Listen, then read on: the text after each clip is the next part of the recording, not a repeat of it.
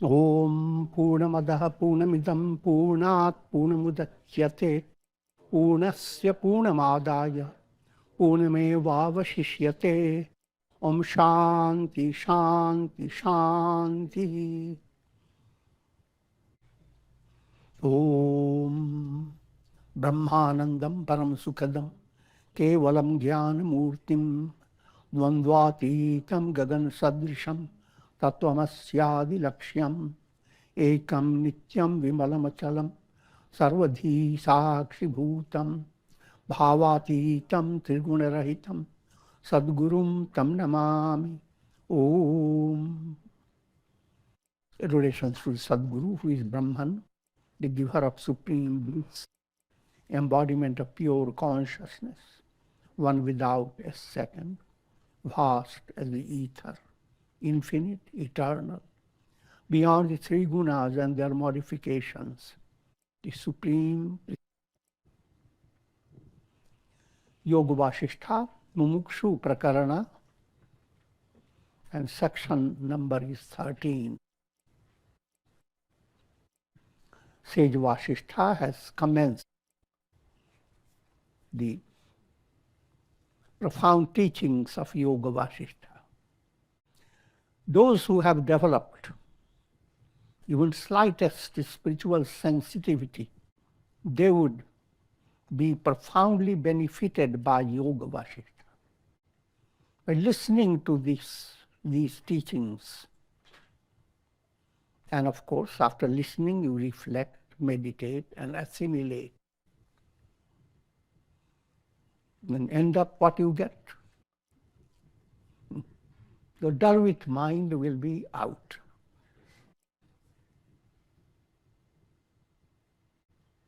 And Yoga Vasistha, if you have focused on it, you do not have to go after many other scriptures, because this contains all scriptures and their essence. But if you go after, to supplement it, then you are absolutely. But the scripture Yoga Vasistha has been so presented that it's with entertainments, parables, and wonderful literature. Brings lots of rasa in your mind. And the scriptural teachings of Yoga Vasistha do not contradict any other scripture. O Rama, for being stripped of the miseries of the world process, study the teachings I'm going to present to you.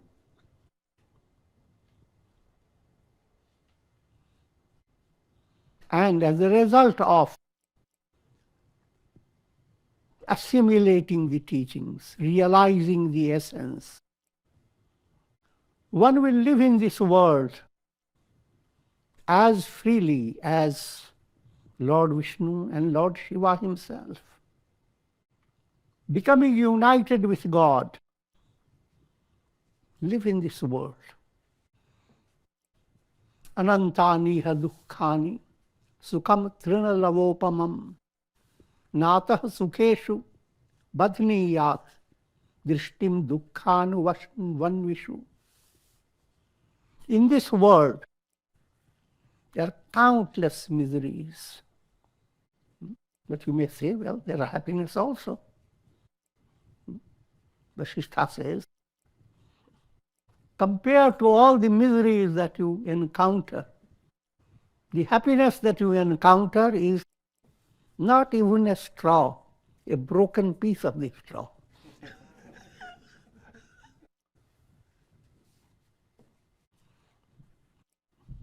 Every joy of a human being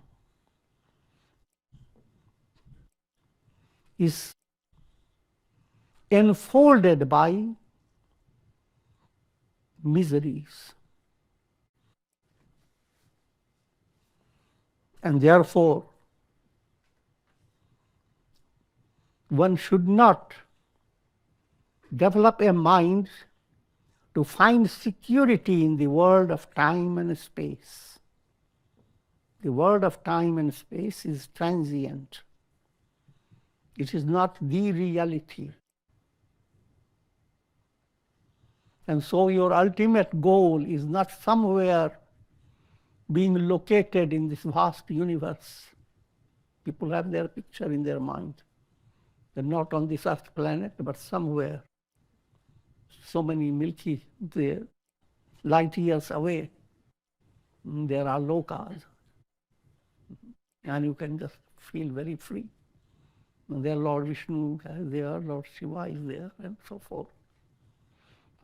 But that becomes another story. That's not reality.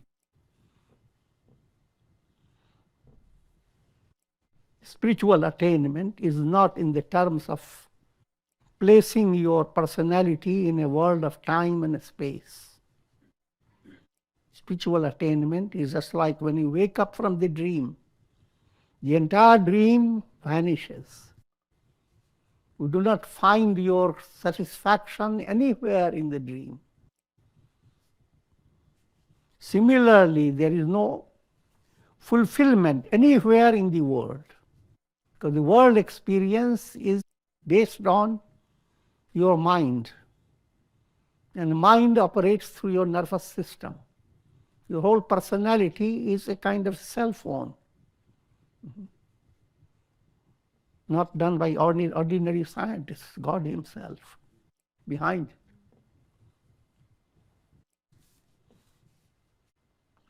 Pursue your self-effort for attaining the purpose of your life. Purpose of your life relates to Dharma, Artha, Kama, and Moksha.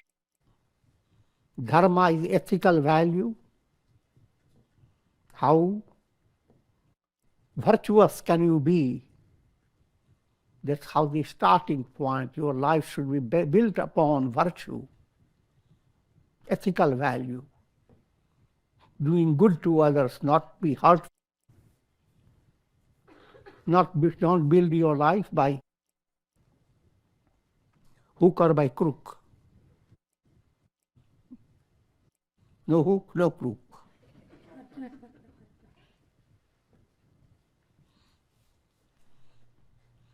And then as Dharma build on your life, next step comes material value of your life.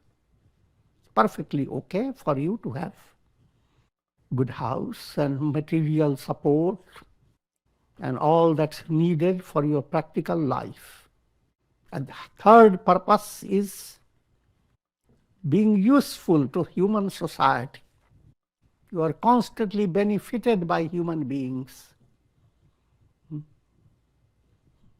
All the cell phones that we easily handle, those who created it, it was not easy for them. Many have to sacrifice their life for you to have a nice cell phone. I'm joking, but I don't.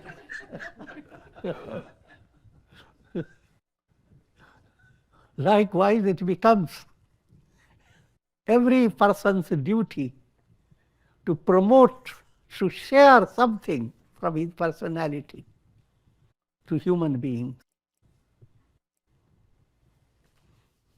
If you want to understand more, then I will turn your attention to 5 debts you have to pay.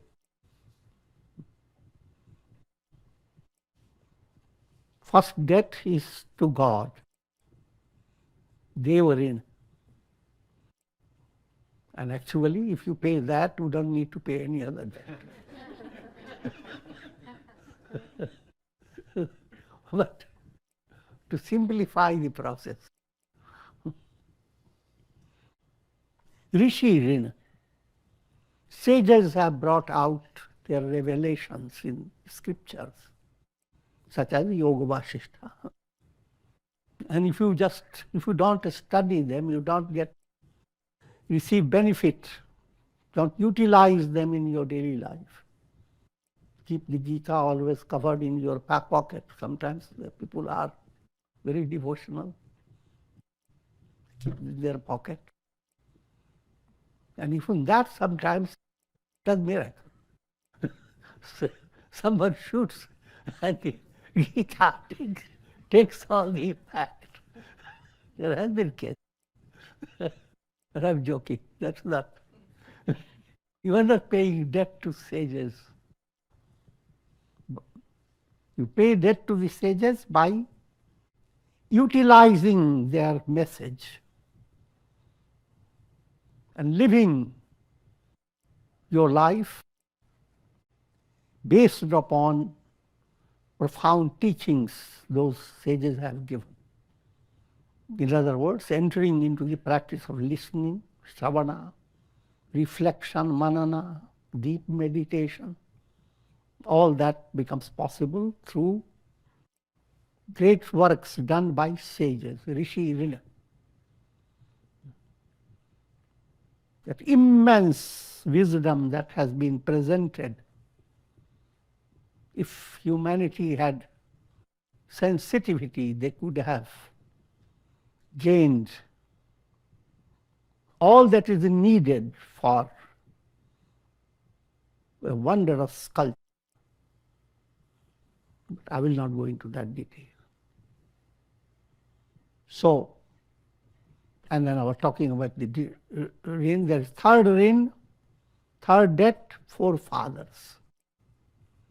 How your personality has collected hereditary factors from your forefathers. And therefore, live your life in such a way that you don't degrade your forefathers.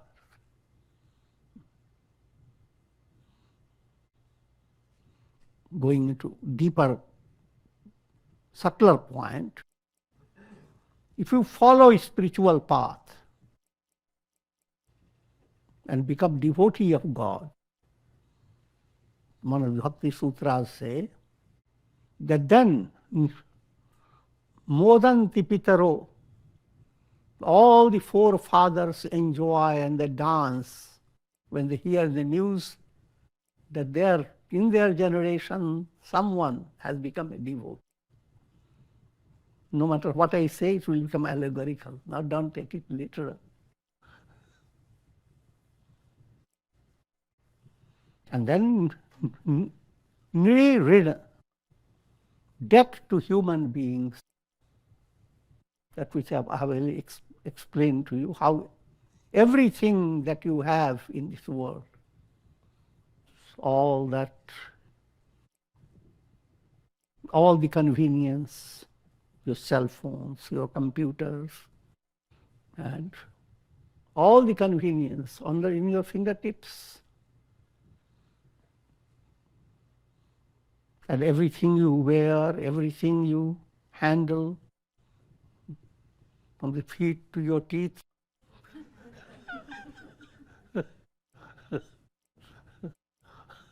You are indebted to human beings. And it is instinctive in every human being, the quality of sharing. Once you get something, you share it. So by doing that,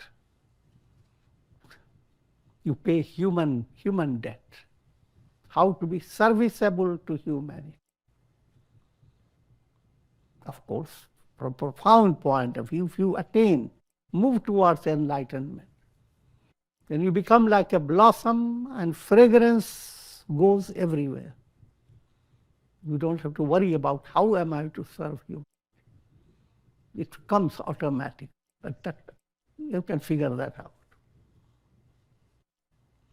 Next type of debt is to all creatures, birds, animals, fishes, monkeys also.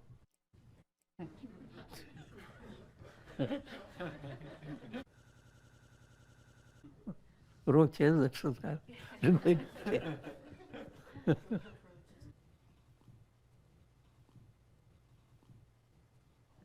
Those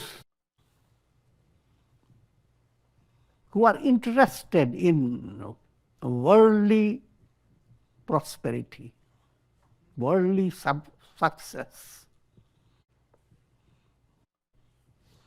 Consider them like frogs confined to a well.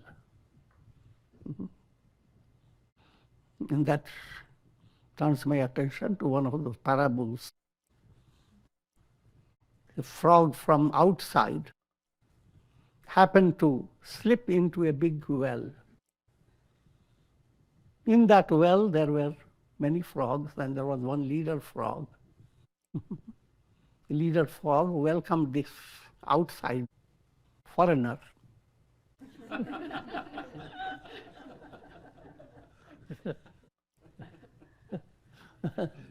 And said, "How big is your world where you live in?" This foreigner says, "That big world is very vast. How can I describe it?" The frog in the well swelled up its cheek. This much? This much?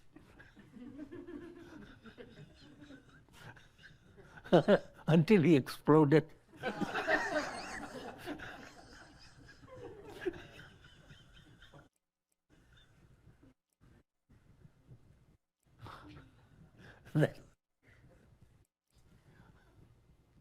Same sages who wrote big, powerful philosophy, they gave very humorous little parables.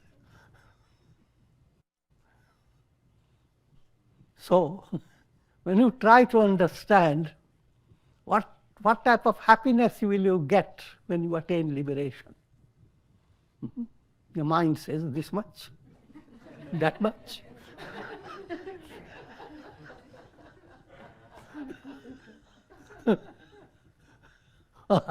And the best thing until it explodes.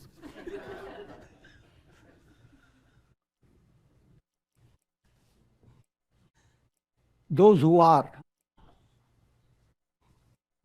fascinated by worldly pleasures, they are becoming attached to terrible enemies. What does it mean? Vishaya Sukh, mind that addicted to worldly pleasure, mundane joys, that mind becomes a source of attraction for kama, perverted desires, krodha, anger, lobha, greed, mada, conceited mind or intoxicated mind, pride, matsarya, jealousy, and so forth. All these are your terrible enemies. And if worldly enjoyment is the only thing that tickles your mind, nothing else, then you must know that you will be haunted by these enemies. And would know. You may get also the illusion that they are not your enemies, they are the best friends.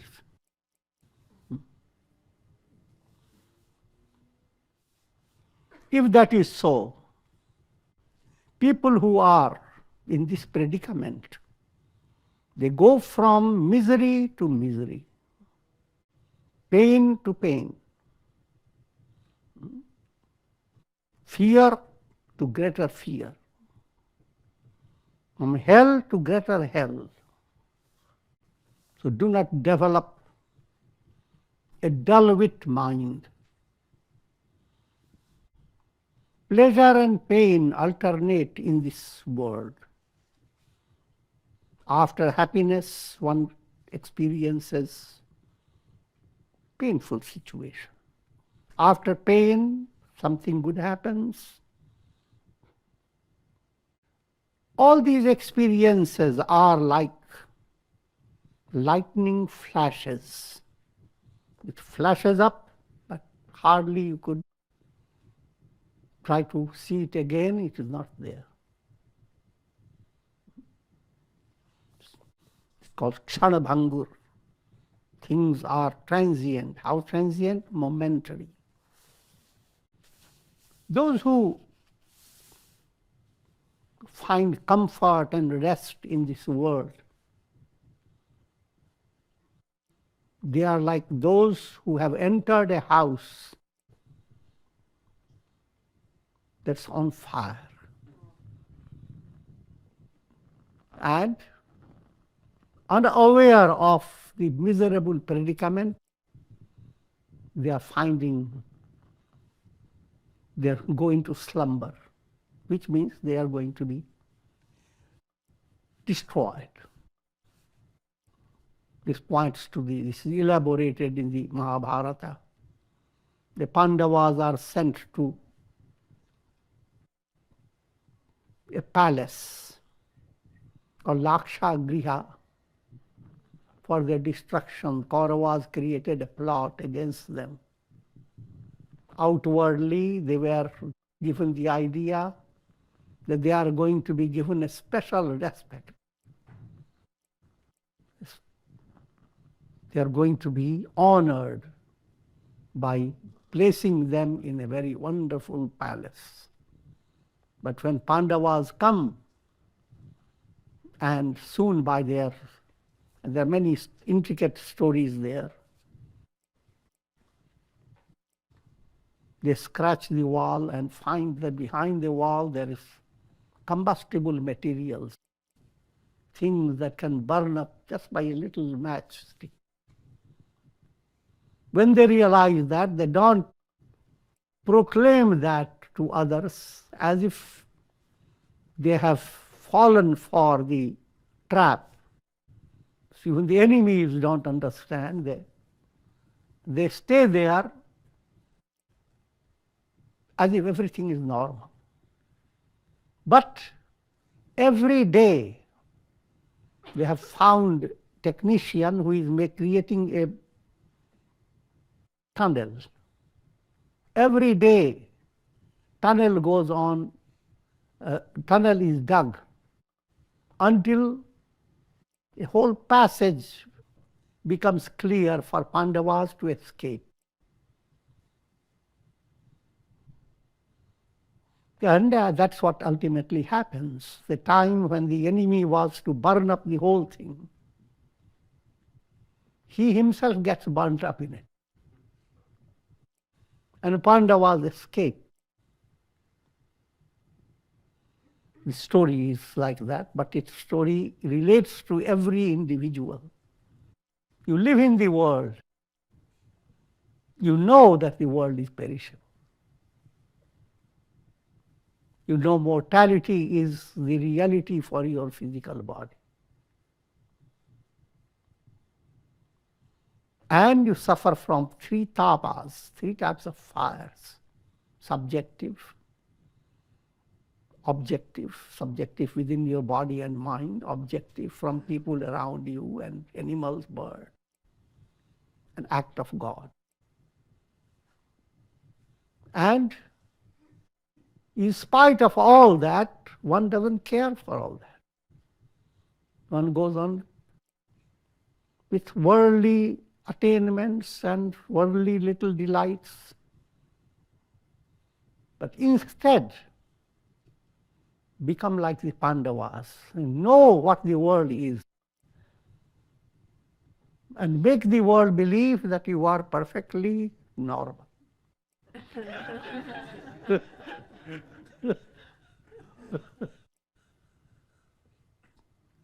But every day, start digging, create a tunnel through your japa, through your meditation, through your mystic practice. Create good samskaras. Those samskaras are leading you on to the depth of your heart. Ultimately, you have a complete escape. While you are escaping, death that has been waiting to devour you, that death is terminated along with the body. In other words, that death will not haunt your soul anymore. It stays only with your physical body. Your soul is untouched. Living in this world, when that sensitivity develops, what is the purpose of my life? And the deep insight that your goal is liberation, to be free from the cycle of birth and death. Once that idea has entered, you begin to live a spiritual life, a purposeful life. If that idea has not entered, then you are living life that is purposeless. And you must understand, as sensitivity grows, that what you are looking for in your life, let me explain now. All living beings have threefold urges, and they point out to the mystic potentiality of the soul. What those threefold urges are? Everyone wants to exist. Animals, birds, human beings. You can't tell a roach, you will live a miserable life, die. No. Roach will hide.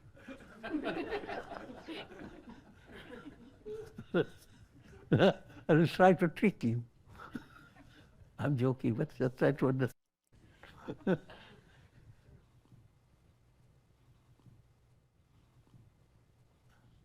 No one wants to become non-existent. Everyone wants to exist on, live on. That instinct comes because of the fact that you are soul, eternal self. Therefore, that instinct haunts you constantly. Next instinct, everyone wants to know, not stay in darkness. Ants want to know where is honey, where is sugar. Human beings always, I'm talking about all human beings, it's mind that wants to explore so many things. And no matter how much you know, all your knowledge is actually nothing. It's like gather all the knowledge of your dream, and what have you gained? Nothing. Wake up from your dream, that's real knowledge. Intellectual knowledge can make you expert in getting money and so forth. That has its own purpose. And that's perfectly useful. But intellectual knowledge can become a means to something profound, and that's what one should do. But staying satisfied with intellectual knowledge, since I know all that, I have no need for scriptures. I know what even the sages didn't know, how how big the universe is. Coming back to it. So that instinct to know is called chit, pure awareness. You are all-knowing self. Instinct to be happy. Everyone wants to be happy. Foxes, rats, cats, all. Of course, all humanity wants to happen. But there are different definitions of happiness. Because deep down, you are Ananda, bliss. Satchidananda, Sat-Chit Ananda is the deep-rooted urge in every individual. And that urge is fulfilled not just by living your life recklessly, but living your life under spiritual guidance, with sadhana and with spiritual teachings, meditation. When your mind becomes interested in vichar, that's inquiry, what is reality? Where can I find real rest? Who am I? First stage, you develop an understanding that the goal of life is to attain non-duality. I alone am. I am. That I am is the reality. I am, that am I. That's what all religions have talked about. Mm-hmm. And the ego is that I am. Who am I? That I am. And that I am, no second entity.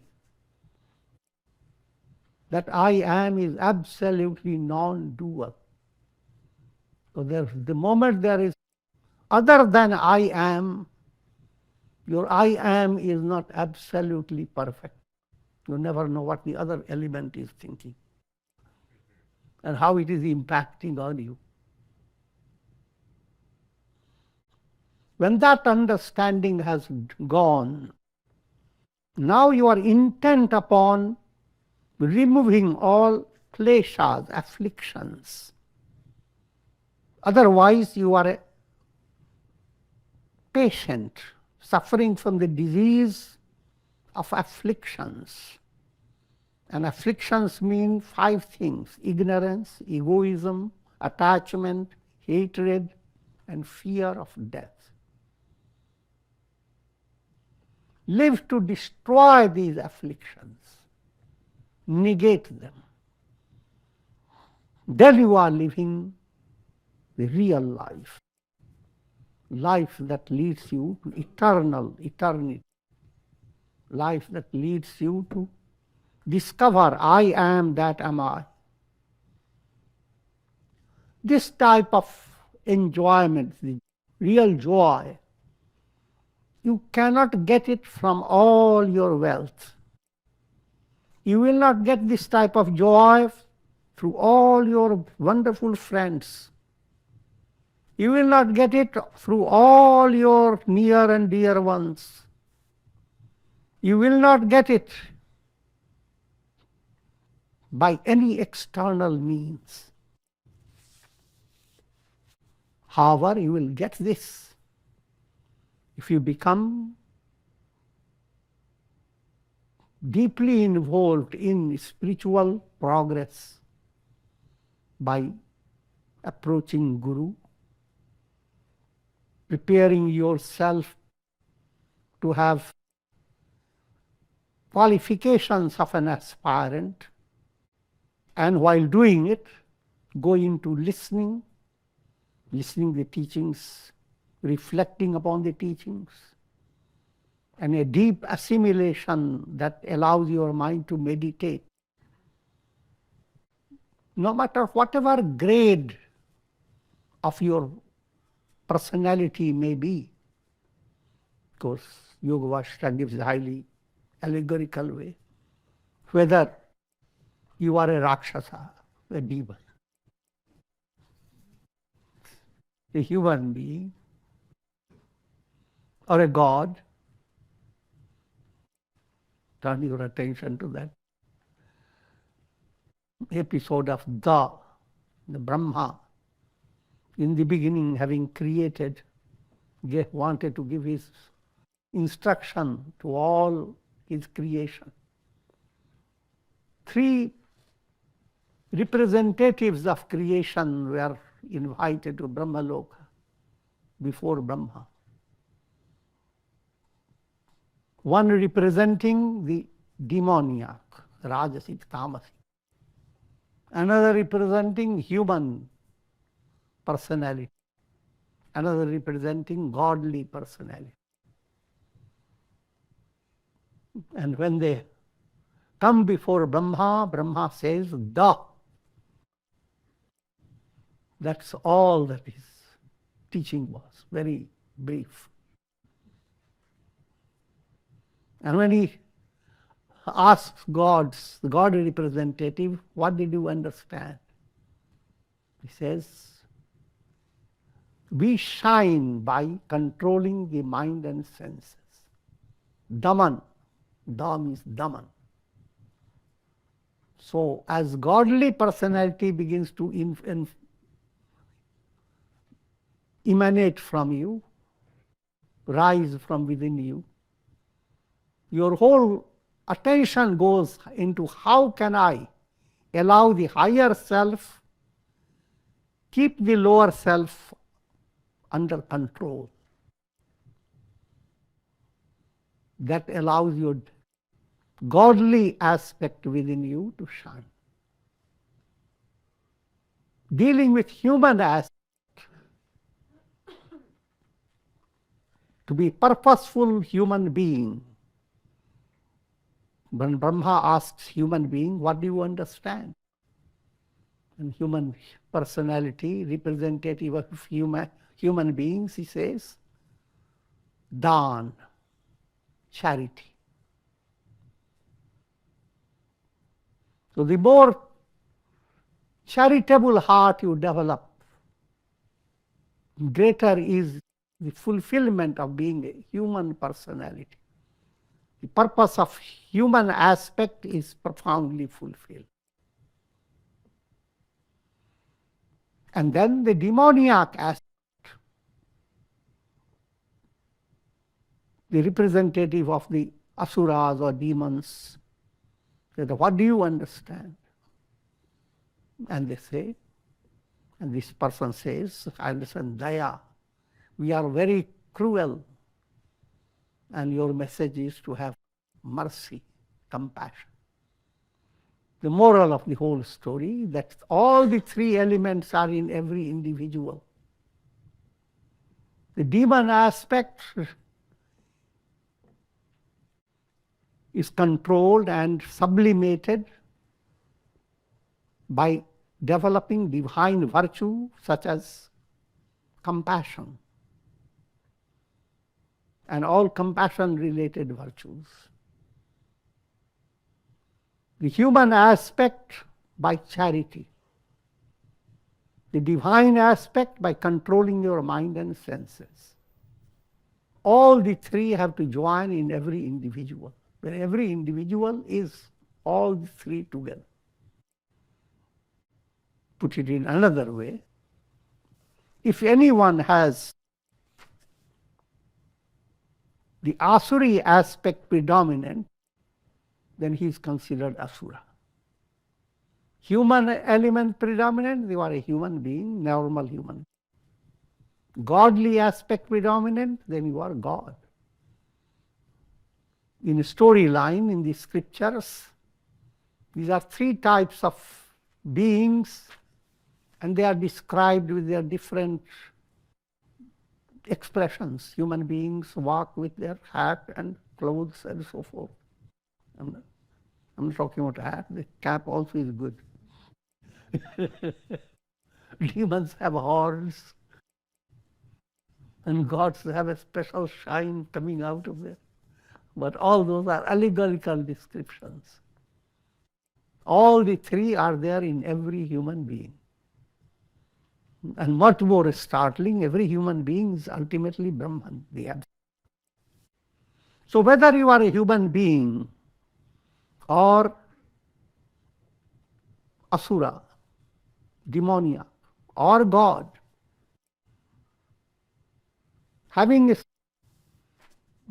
studied Yoga Vasistha and having followed the teachings, you will be endowed with the quality of shama. Shama is serenity. Your personality will become like a beautiful tree, decked with blossoms of divine qualities such as vivek, discrimination, vairagya, dispassion, and many others. Now we are being introduced to 4 gatekeepers at the Palace of Liberation. It's a very interesting topic presented by Yoga Vasistha. Moksha dware dwarapala nimang chishnu yatha kramam yesha mekatva tamasatya moksha dwaram parvishyate. Vasistha says, O Rama, there are 4 gatekeepers at the Palace of Liberation, and I'm going to explain to you in sequence, one after another. And if you were to become devoted to any one of the 4, you will enter the Palace of Liberation. 4 gatekeepers are, firstly, serenity. Secondly, vichar, a mind that inquires, who am I? Thirdly, santosh. Santosh means contentment. Utilize your resources, don't go on comparing with others. Lastly, satsanga, good association. All these 4 are interrelated. So if you develop one of them, the other 3 join in automatically. And they become the foundation of perfect sadhana. Shamena sadhyate shreya shamo hi paramam padam shama shiva shama shanti shamo bhranti nivaranam. Shama, it's a wonderful name. Sha relates to auspiciousness. Ma relates to the ultimate goal, absolute joy. The very word Shama has that root letters of auspiciousness leading to absolute joy. But without going into the root letter, Shama means serenity of mind. The serenity has to be understood. It is to develop, firstly, that real happiness is not based on happening. So if any happiness makes you happy, you are stupid.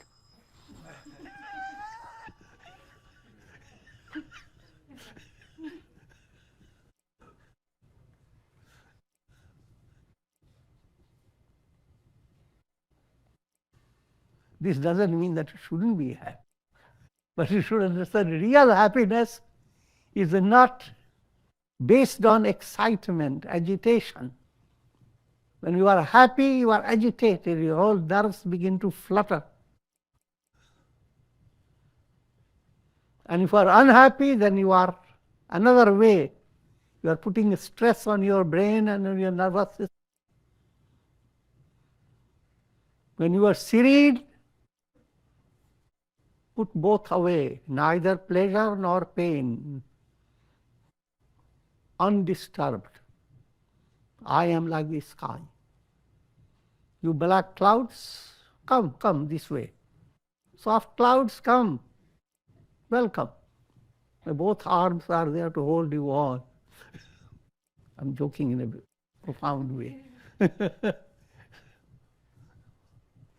Develop a state of mind that doesn't get degraded because of little things in this world.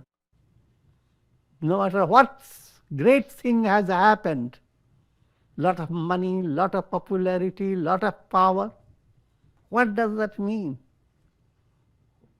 All that is not going to keep you alive. For simplest reason, you will kick the bucket. So in a world of such insecurity, what is the use of your getting so excited? The type of joy that you get by serenity is very profound. Serenity is not being joyless. It is a source of immense joy. Even though you may face many sufferings and troubles, yet your heart radiates joy for all. Sarve bhavantu sukhina.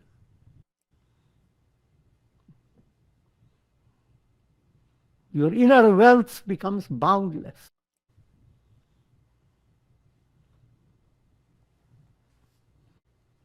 So Shama leads you to Kalyan, absolute auspiciousness. Kalyan term means you are moving, you are like a bird, flying higher and higher and higher. Shama leads you to the supreme state of moksha, liberation. Shama is Shiva. God himself is the embodiment of Shama. So if you are pursuing Shama, you are pursuing God. It's the highest form of worship. Shama is the negation of all delusions. You will not be delusional. You will not be led by delusion. If your mind begins to taste the mystic taste of Shama, serenity. Shama brings tripti in your heart, absolute satisfaction. Or happiness doesn't. The more happy you are, the more cravings arises in your heart to have more and more. Krishna Najirna. Craving is never fulfilled by acquiring the things you are craving for. The example, fire. Fire looks for butter, but no matter how much it eats, blazes more and more.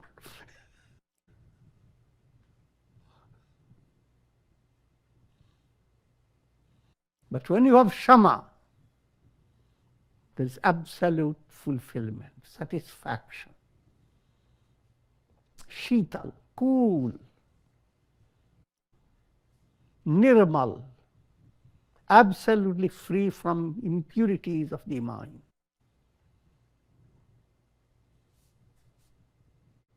If Shama has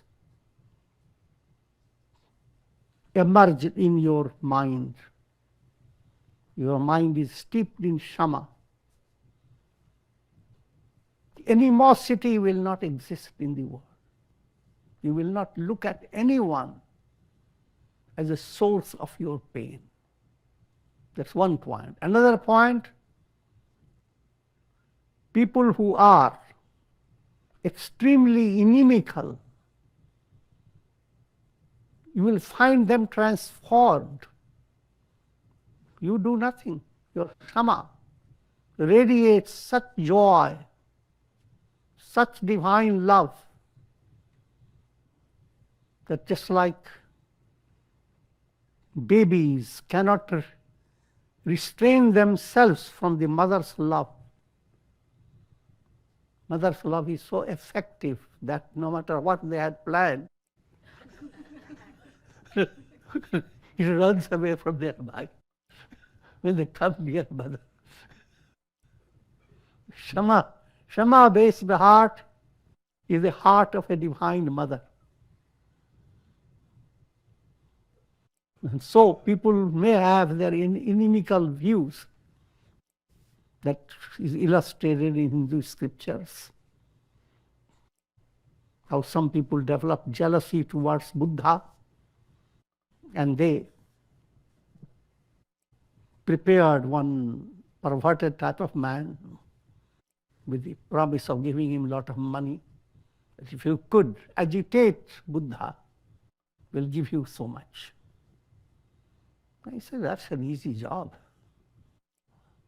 So, he would come to Buddha while he is meditating under the tree and say lots of nasty things. And look at Buddha seeing the watches as if he's counting his teeth.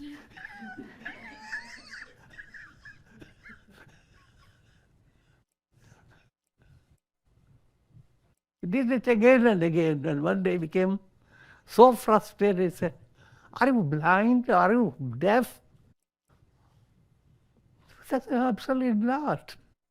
I heard everything you are saying." But I didn't accept it. People bring so many things, and it's a matter of my accepting it. Because whatever you are saying, you are not really meaning what you are saying. I'm adding to this story.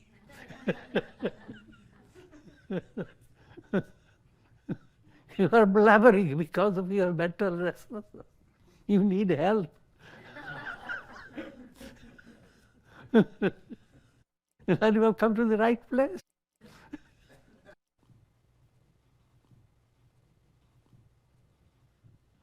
So,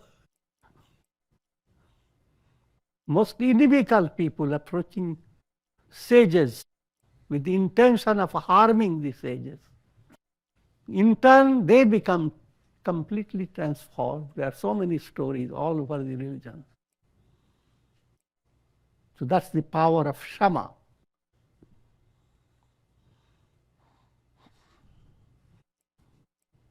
And with this I will conclude. Om Purnamadaha Purnamidam Purnat Purnamudachyate Purnasya Purnamadaya Purnamevavashishyate. Om Shanti Shanti Shanti.